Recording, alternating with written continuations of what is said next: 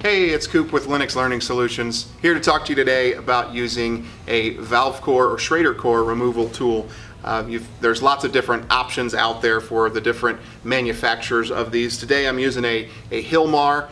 You'll see Appian tools out there that do the exact same thing, but we're going to talk today how to go about replacing a leaking Schrader core without having to go through a full pump down of the system. And we're going to utilize this particular tool to make that happen.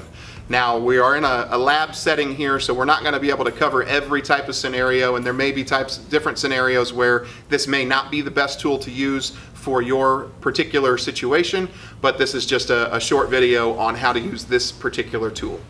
Let's get started. Okay, so we're here at the unit. We're going to start the process of removing the Schrader core. And in this particular case, we're going to make sure that we start off by shutting off the disconnect to the unit, make sure that we don't have power running to the unit, and it also helps to make sure the pressures inside the system have equalized back to their normal steady state of in the off position. So we've not increased the pressures or decreased the pressures in the system. So we're going to start, in this particular case, we're going to say that the suction line service valve, it has a leaking Schrader core. So we're going to remove the cap, and generally you're going to know that Schrader core is leaking because as you take that cap off, it's going to start hissing. You're going to start hearing that refrigerant leaking.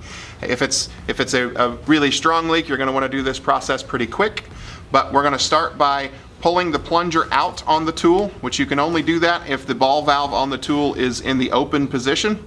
So we've pulled the plunger all the way out, and then we're going to attach this, just like we would our gauges, to this service port. So now we're tightly seated on the service port itself.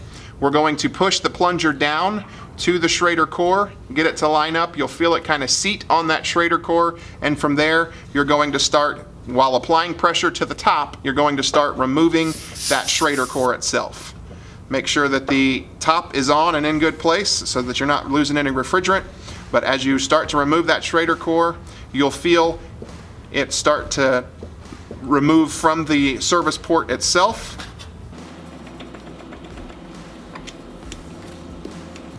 You'll notice we've got pressure inside the tool right now. So we're going to shut the ball valve on the tool off. So when we disconnect the top of the tool itself, you're not going to lose refrigerant that's in the system. So from there, we know that we've got it shut off. We can then remove the top end of the tool itself, and your Schrader core should be attached, as you see here, to the end of your tool. It's in good placement. It's not going to fall off. It's the teeth that are on the end are holding onto it pretty tight.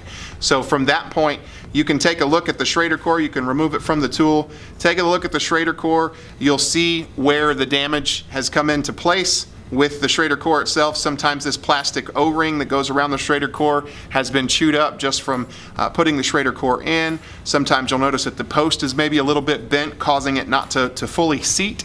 So we know that this is the bad Schrader core. We're going to set it aside. We've got some new Schrader cores here.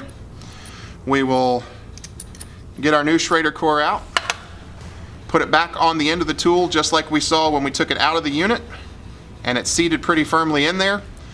And go ahead and slide your end back in place and work in the reverse process. So we're going to screw this back on nice and tight.